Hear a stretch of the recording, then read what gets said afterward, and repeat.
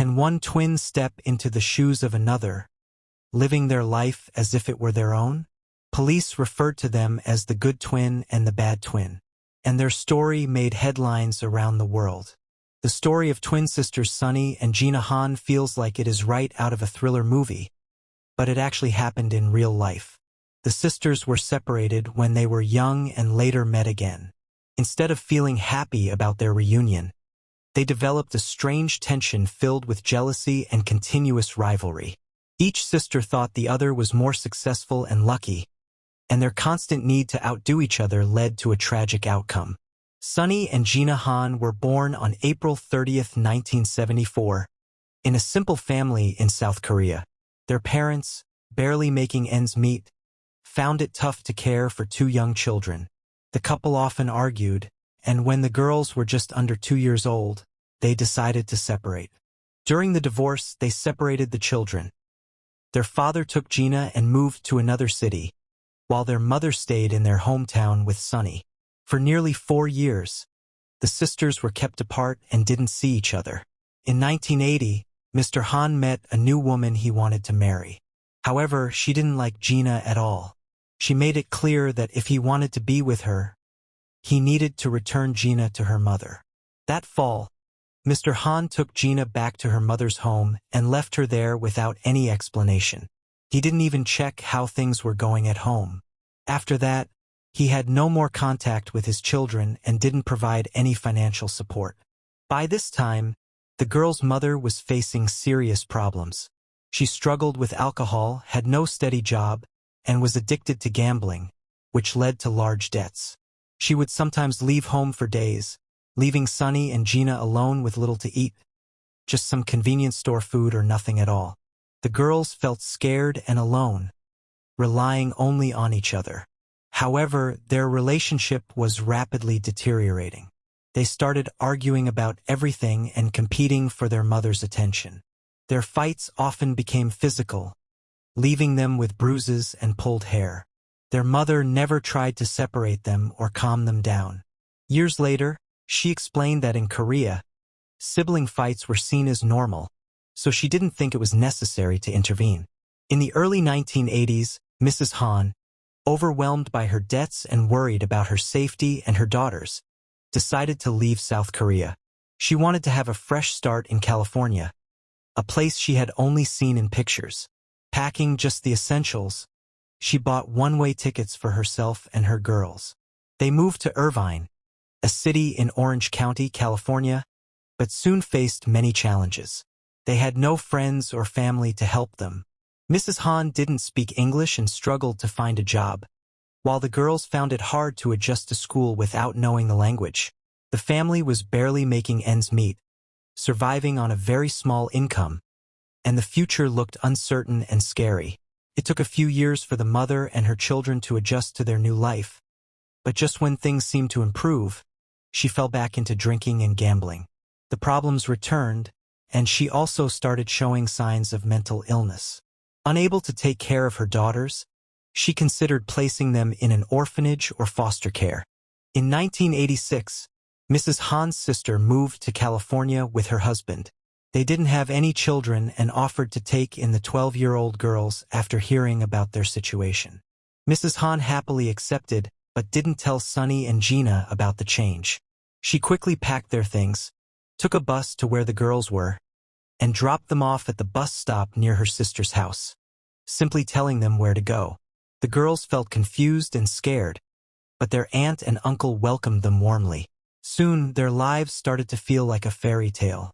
They had enough to eat for the first time, wore nice new clothes, and went to a good school. Every day, they were taken to school in a car. Despite moving in with their aunt, Sunny and Gina's relationship didn't get better. Instead, it became even more competitive. They were in the same class and wanted to outshine each other in everything. Both girls were top students, always trying to outdo one another. They also competed in sports, sought the attention of teachers and friends, and even liked the same boys. This rivalry pushed them to excel in school and sports, and they always looked their best. However, there was one thing missing: love.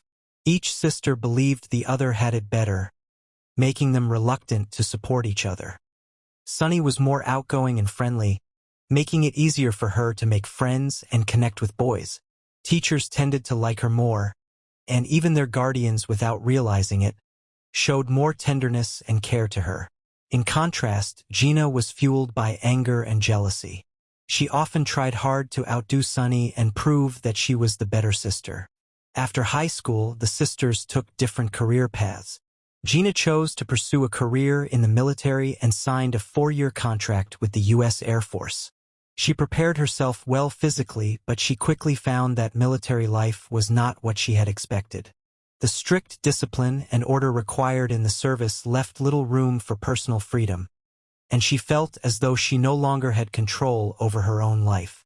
After a year, Gina tried to break her contract, but she was unsuccessful.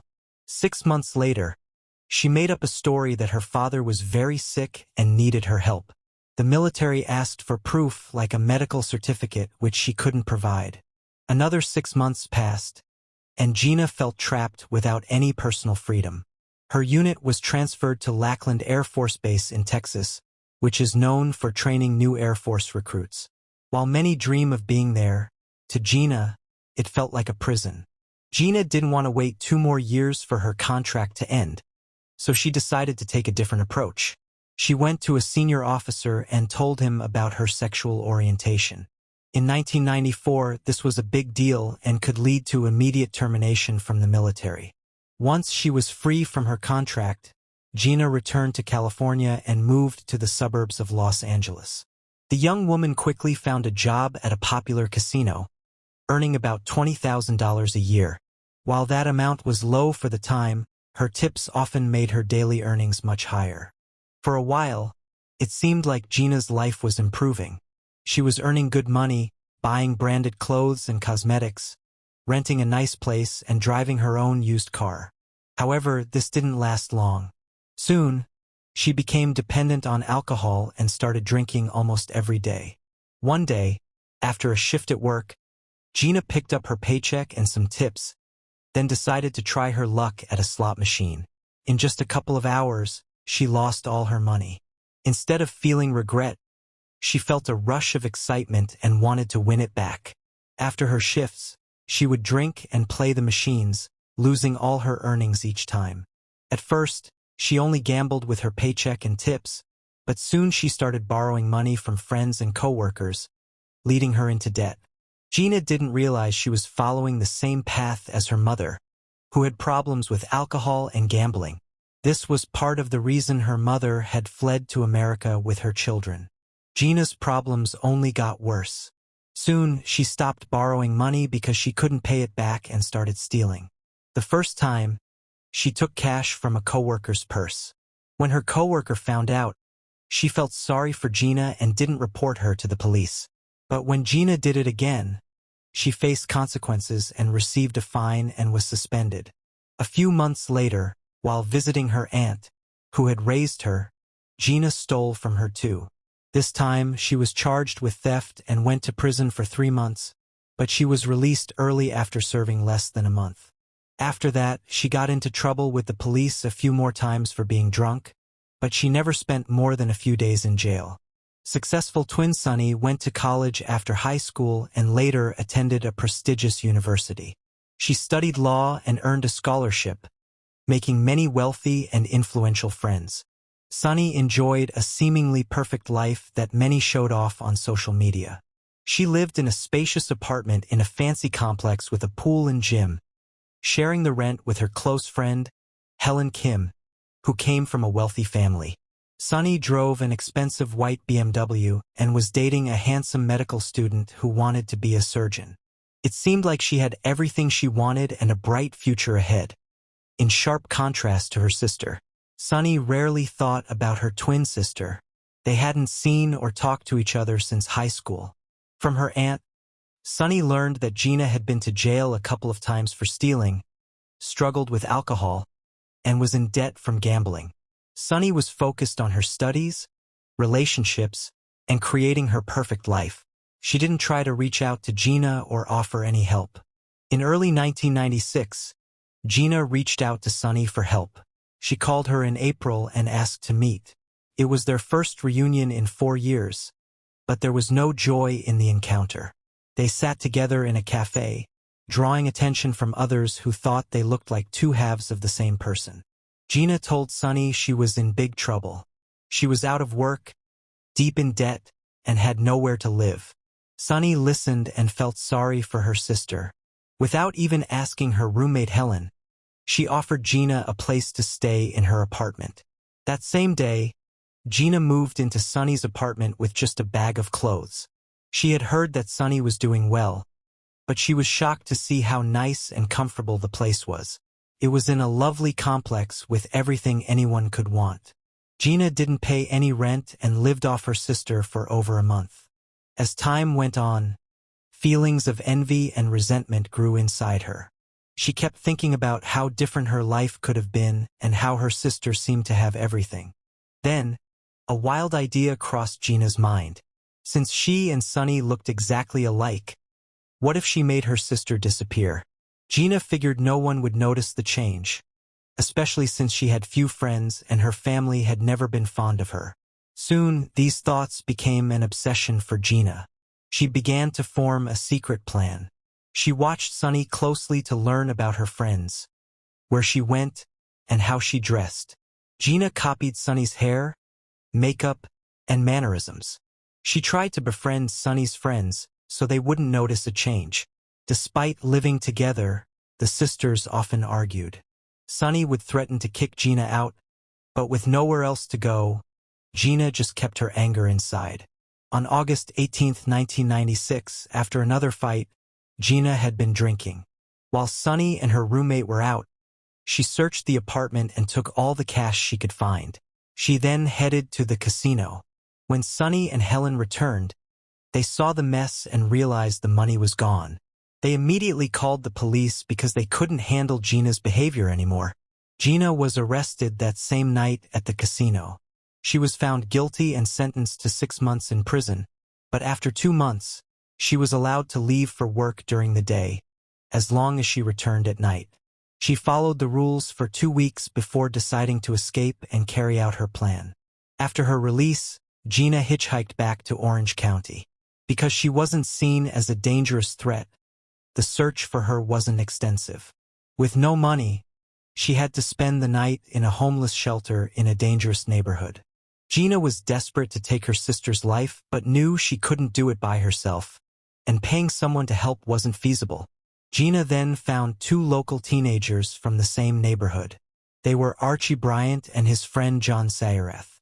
She promised to pay each of them $100 if they succeeded in the plan. They bought rope, duct tape, and even managed to get a gun which wasn't loaded but could scare someone. On November 15, 1996, Gina borrowed money from friends and rented a used Ford Mustang to use for the plan. They planned to go to Sunny's house on Wednesday, November 20th, in the afternoon when Gina believed her sister would be home alone. To confirm this, they bought a pack of magazines so that John could pose as a salesman and see who was inside the apartment. The plan appeared perfect. Each member of the trio had their role clearly defined and knew what to do. But then, things started to fall apart, and nothing went as they originally planned. On the said day around noon, a Mustang pulled up at Sunny's apartment complex, and 2 guys got out. Archie quietly hid nearby while John approached the door with the magazines. When he knocked, Sunny answered but quickly said she wasn't interested and slammed the door in his face. John returned to his friends and explained what happened. They went over the plan again, but somehow, none of them considered that Sunny might not be home alone just because she had opened the door. After finishing their discussion, the 2 young men grabbed the rope, duct tape, and the gun from the car and made their way back to the apartment. Around 1 p.m., John knocked on the door again while Archie stood nearby, ready to kick it down as soon as Sunny answered. Meanwhile, Sunny was in the shower, preparing for an important meeting, and her roommate, Helen, was watching TV in the living room. When the doorbell rang, Helen was reluctant to answer, but after a few minutes of persistent knocking, she gave in and approached the door. As soon as she unlocked it and began to open it, the guys kicked it in, knocking her to the floor. It was only then that they realized that it wasn't Sunny. They threatened Helen with the gun, tied her up, and covered her mouth with duct tape. John then rushed back to Gina to discuss what to do next and whether they should let Helen go. He took a bank card that he found on the dresser in Sunny's name with him. Meanwhile, Sunny was in the bathroom when she heard a strange noise. Thinking someone had broken in, she quickly grabbed her cell phone from the hallway and returned to the bathroom to call for help. She barely had time to give her address and mention the robbery when the call suddenly dropped, and the door swung open forcefully. Archie rushed in, pulled Sunny out by her hair, tied her up with rope, covered her mouth with tape, and placed her on the floor next to Helen, who was already tied up. The friends feared they might be harmed or forced to reveal where the money and valuables were hidden. However, just minutes later, the police arrived. John and Gina were still in the Mustang when the officers showed up. 3 police officers rushed past them, followed shortly by another squad car. Because it was a hostage situation, they sent multiple units to respond. One officer, running by, heard the radio call with the apartment number, which the intruders overheard. Gina jumped out of the car and shouted that she was Sunny Han. The officer looked at her but didn't understand. He asked her to wait and hurried to the scene where his colleagues had already disarmed the intruder and freed the hostages. When the police officer entered the apartment, he was taken aback. In front of him sat a scared and tearful girl, the same one he had just seen outside. He asked for her name, and when she said it was Sunny Han, he momentarily questioned if he was imagining things. How could the same person be in 2 places at once? He quickly told his colleague that he needed to verify something and dashed back outside. But the Ford Mustang with Gina and her accomplice had already vanished.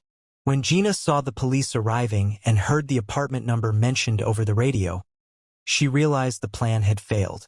In a moment of desperation, she jumped out of the car and claimed to be her sister, hoping to present herself as a victim and suggest that the real criminal was still inside. However, the busy officer didn't pay her any mind and simply told her to wait. Ignoring his instruction, Gina and John headed to the nearest ATM, where they managed to withdraw a few $1,000s from Sunny's stolen card. After that, they sped off toward the Mexican border, planning to switch to a less noticeable vehicle. At the car dealership, Gina used her sister's name, but when it came time to fill out the paperwork, she wrote down her own name by mistake. The employees found this odd and asked her to wait while they sorted things out. They eventually alerted management, who called the police. When Gina was arrested, she insisted that she was Sunny and claimed her sister was impersonating her. The true identities of both sisters were confirmed through fingerprinting, but even during the investigation and in court, they continued to refer to themselves as Sunny Han. From the outside, the Han sisters seemed like the classic good twin and bad twin. Gina struggled with addictions and had a history of trouble, while Sunny built a seemingly perfect and successful life. However, after they stopped competing with each other and went their separate ways, Sunny lost her main motivation. She enrolled in a prestigious university, but by her 2nd year, her grades started to slip, and she lost her scholarship. To afford her education, she took a job as a dancer in a nightclub in a nearby city, keeping it hidden from her friends and boyfriend. Sunny worked hard to maintain the illusion of her perfect life, even as she faced her own challenges behind the scenes. Gina and her accomplices faced charges of conspiracy to murder Sunny Han. She was also accused of attempting to steal her twin sister's identity, a name she continued to use throughout the hearings. Watching the trial was both fascinating and unsettling, as the sisters often found themselves in sync, simultaneously breaking down in tears, experiencing panic attacks, and at one point, both fainting in the courtroom. Gina insisted she never meant to kill Sunny. She only wanted to retrieve her belongings from the apartment. She claimed that Archie and John were supposed to help scare Sunny and her roommate, but things escalated more than they intended. The defendants argued that the gun they carried was unloaded, meaning no real danger was posed to the sisters. On November 20, 1997, a year after the attempted murder, the court delivered its verdict. The jury noted Gina's prior charges, her escape from prison, and that she was a wanted individual at the time of the crime. Given all these factors, Jeena Han was found guilty on all counts and sentenced to 26 years in prison. Archie Bryant and John Sayarath received sentences of 14 and 8 years. After the highly publicized case, a California state commission approved Gina's lawyer's request for her parole in May 2018, letting her go after 21 years behind bars. Sunny backed her sister's parole, showing that she could forgive. Once released, Gina returned home to live with their elderly mother and took care of her. The story of the Han sisters became a media sensation, featured in numerous news articles, talk shows, and even inspired several documentaries and films. Thank you for watching. Please subscribe to my channel for more true crime content. See you next time.